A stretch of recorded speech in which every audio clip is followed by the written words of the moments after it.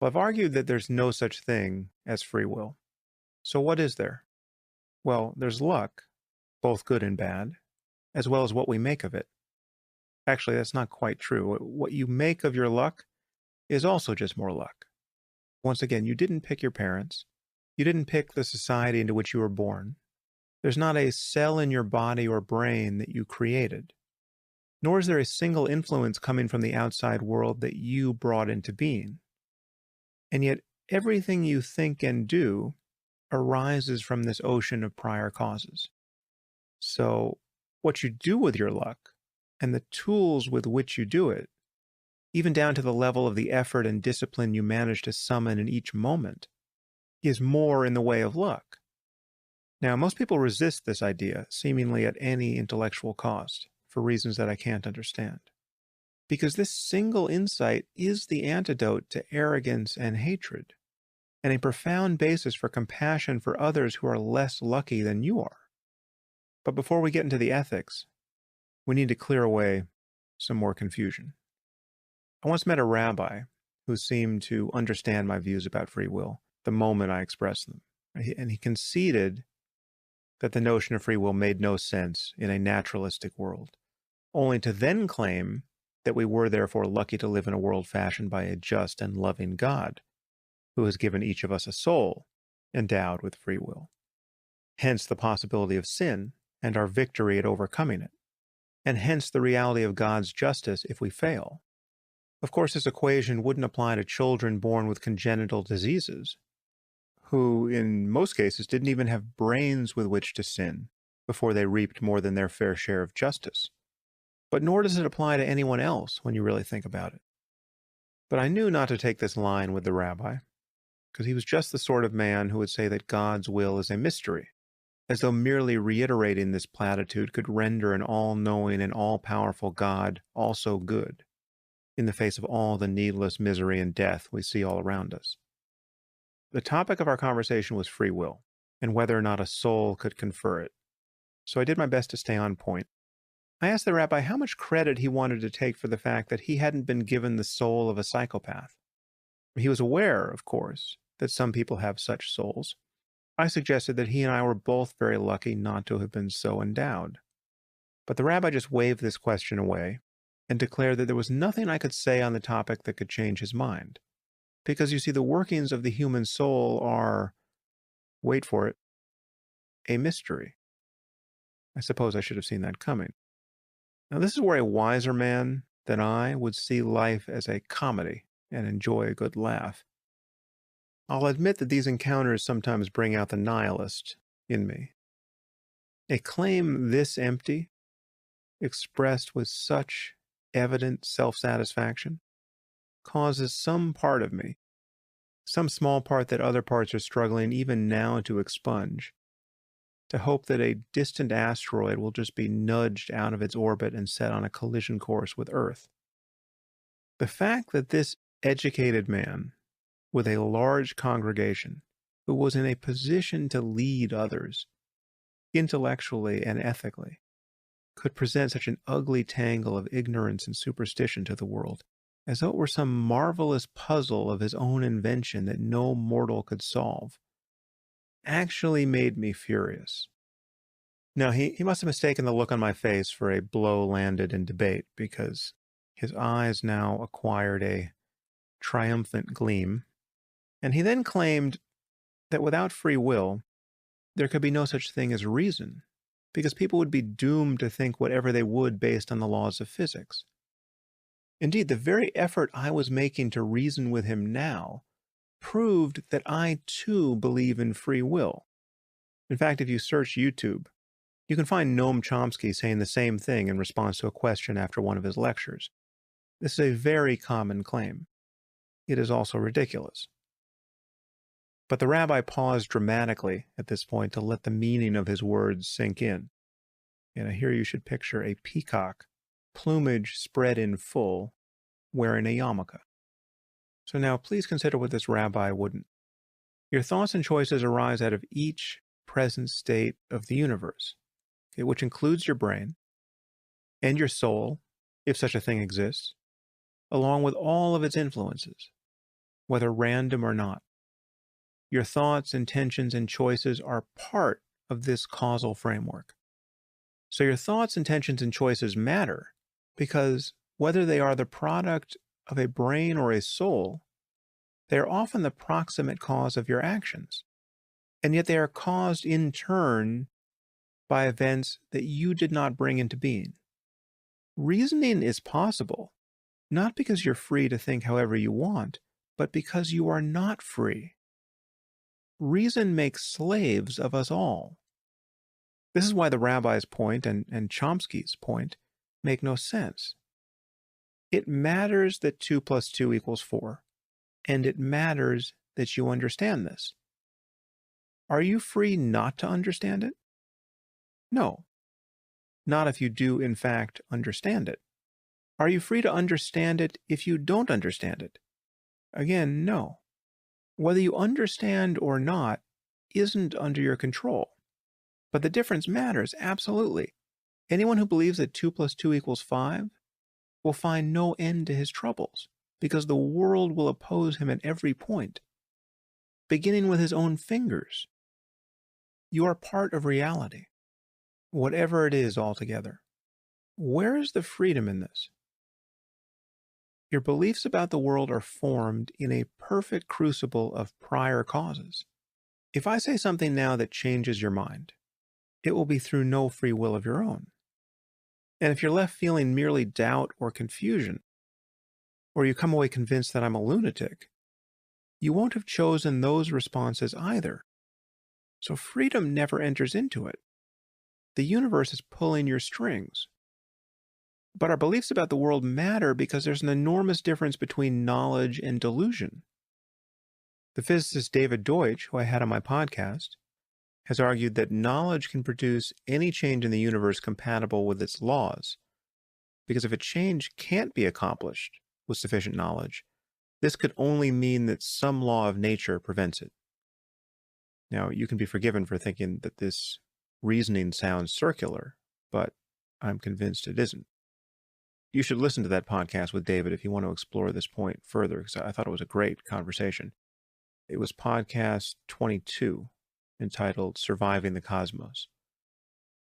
Now, according to Deutsch, given the right knowledge, you could take any arbitrary region of space, sweep together its stray hydrogen atoms, transmute them into heavier elements through the process of nuclear fusion, use these elements to assemble the smallest possible machine capable of building all other machines, and then produce intelligent creatures vastly more capable and sensitive than ourselves, atom by atom. All that is lacking is an understanding of how to do these things at every stage along the way, which is to say, all that is lacking is knowledge. So knowledge literally is power, and what we do as a species on the basis of our ignorance might very well destroy us. So the stakes couldn't be higher. A friend of mine once met a group of villagers in India who had made a daily habit of drinking small quantities of a toxic fluid that they discovered in an abandoned generator. It was, after all, Beejley juice, electric juice. They thought, how could a substance so integral to the workings of a dynamo do anything but increase a person's potency? Of course, my friend tried to reason with these people, but he was rebuffed as an ignoramus and a tender-footed colonialist. Now, he didn't stay long enough to witness the aftermath. And of course, there's no shortage of such examples. The Chinese still imagine that rhino horn confers similar advantages. And presumably, this belief has less dire consequences for their own health, but it remains quite fatal to the rhinos. With or without free will, beliefs have consequences. And part of living an examined life is putting one's beliefs in order. And one's beliefs about free will are no exception. Hello, Ben. Big fan. After I ask my question, can I get a handshake? Yeah, sure. All right, awesome. So just context, I've been actively promoting this event and inviting people to debate you in the Q&A, and many people thought that even if they were right, you would still win the debate due to your position of authority and argumentative wit. And so I'm here today to try they're right, I'll win, but yeah. So I'm here to try my best to stump you and maybe show the naysayers it's possible, but I doubt it, like you said. If you ask me to do long division in my head. Yeah. So you state in an article titled, quote, "Why Atheism is Morally Bankrupt," that, quote, "without God, there is no capacity for free will." And you repeat the sentiment multiple times. Yes. You consistently claim to be able to pose secular arguments to support any of your claims, but it seems that your belief in free will is entirely rooted in religious argument, and you seem to indicate that if you had to take a secular view on the topic of free will, you would be forced to take a determinist position. Considering that the free will topic is at the core of the justice system, it seems to me that your arguments in favor of retributive justice are solely supported by religious arguments. Can you pose a secular argument in favor of free will? Sure. I mean, I think that most atheists believe in free will and disagree with my central premise. So if I want to play atheist, I would say that there is a secular argument in favor of free will. As a religious person, I don't think it's a particularly compelling one. So in other words, the point that I'm making here is that you're right, free will is at the center of the criminal justice system. Yeah. I believe that the argument in favor of free will has to rest on supernatural premises, because otherwise what you're basically saying is that human beings are a combination of their genetics and their environment, and if we just had a giant machine and we could pour all that information into a machine, then I could predict with perfect certainty what you were going to say next. Right? As it is, my machine's great. I can mostly predict what you're going to say next. But if I had all that information, then I could perfectly predict that, and then you wouldn't have any personal responsibility. And I haven't heard a great argument from atheists about why that's the case. Now, I say that it's a supernatural force. You can believe it's not a supernatural force, but I think that you can say from a secular point of view that you can believe free will exists without God existing. I don't think it's a compelling argument, but I think you can do that. And I've argued with secular people without mentioning God in the free will argument all the time. I mean, if you're an atheist, are you an atheist? Yes. Okay, so you're an atheist. Do you believe free will exists? No. You don't believe free will exists. So you tell me, how does the criminal justice system function? Yeah, so I would recommend a quarantine theory where you basically view someone as an actor. And so in an example, let's say someone is violent with someone else. You would say, okay, well, as a determinist, I'd say when you make a decision, you could not have chosen otherwise. So I'd view this actor and I'd say, well, you couldn't have chosen otherwise, so I don't hold you morally culpable, but it still tells me a lot about how you're liable to act in the future, and so we're going to treat you as a public health hazard and quarantine. But that's not true. I mean, the problem with that argument is it's not true. If I kill my wife, right, which I'm not going to, I like her. Yeah. If I kill my wife, the chances that I'm going to kill another human being are actually extraordinarily low. Right? There's no, like, people kill people they tend to know. The chances that I'm going to kill a bunch of other people are really, really low. The idea that I'm going to become a serial killer is not really true. Plus, I mean, you're actually creating a sort of Millennium Report problem, right? You actually have, what if you just say, you're now doing pre-crime. You're saying you're more likely to commit crime in the future, so we're going to put you in quarantine. The retributive theory of justice is basically this. You deserve to go to prison, and not only do you deserve to go to prison, if we didn't put you in prison, then what you'd end up with is people coming after you to commit revenge on you, and then you'd have a cycle of violence that would actually lead to terrible things. So if you want to argue against free will on the basis that, like, I'm thinking about it on the spot. It's a really interesting question. Yeah. I suppose I would say this. I suppose that I would say that I believe that in the end, Western civilization is based on a foundation of Judeo-Christian morality that is religious in nature, but I can't just say God. Like, when people ask me a question, I can't just say God if I want to have the argument. Maybe at the root, if you say free will, when you get down to the root argument of a couple of these major things, then I will have to say God. Okay. But I think that the vast majority of political argument, it's important not to just cite to the Bible or to a deity. All right. Thank you. You got a handshake? Yeah, absolutely.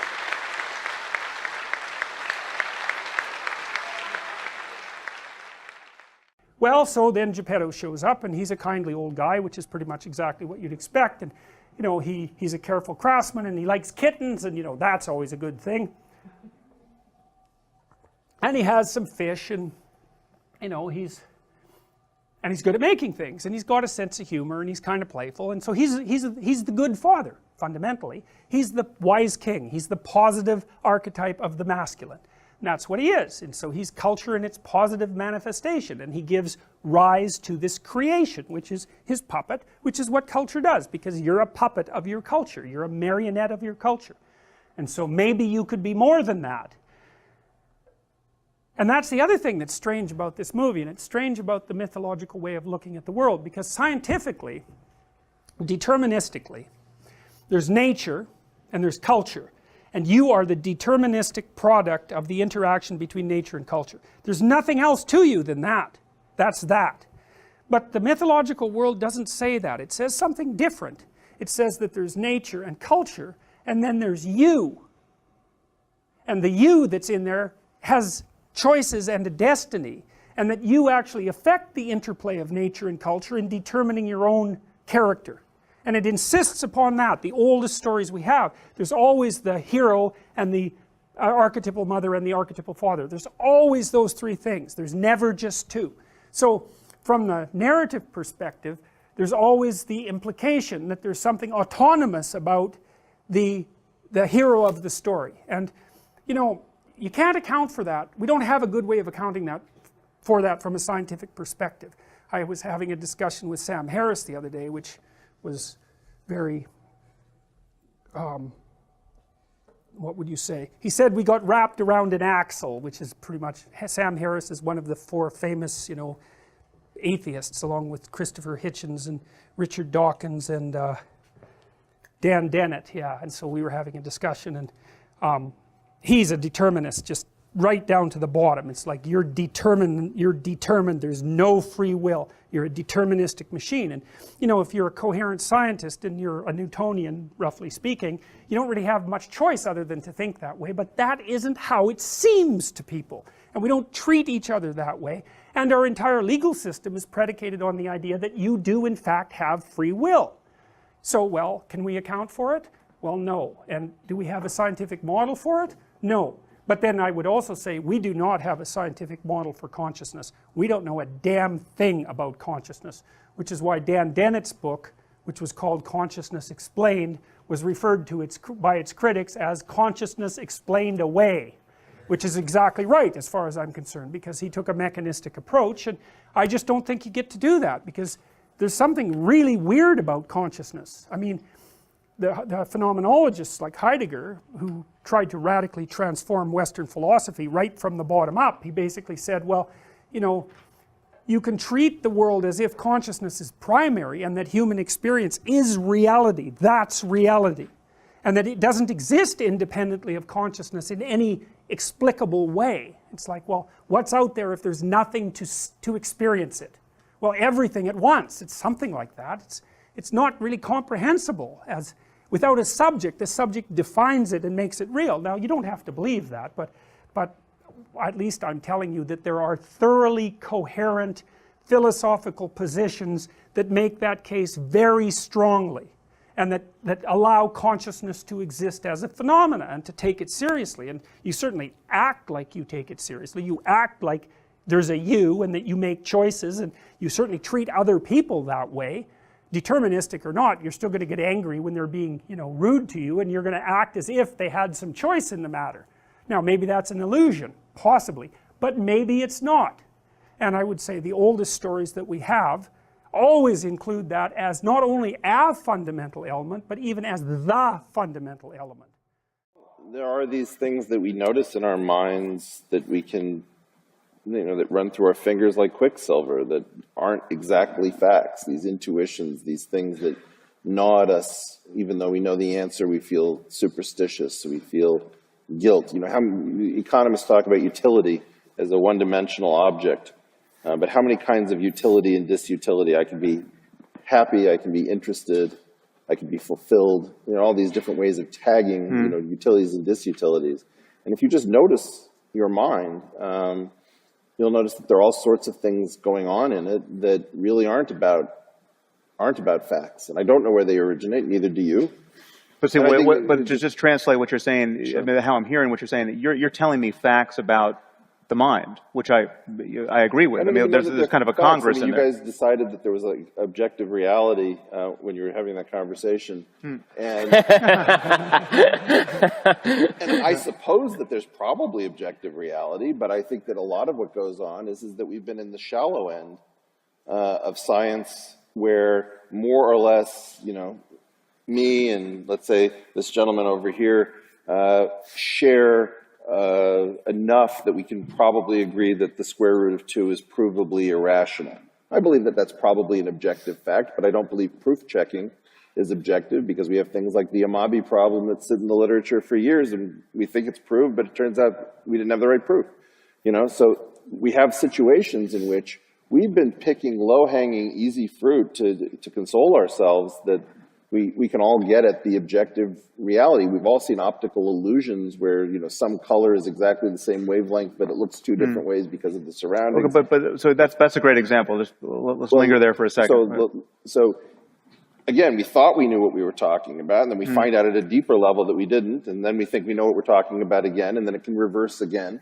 But that move to the deeper level is more facts. It's more context. It's more objectivity. Right, but we already agreed on something that turned out not to be true as objective fact. And then, so the point is that I'm not entirely sure in any of these. Like, if I take this irrationality of the square root of 2, there's a concept called not worth worrying about.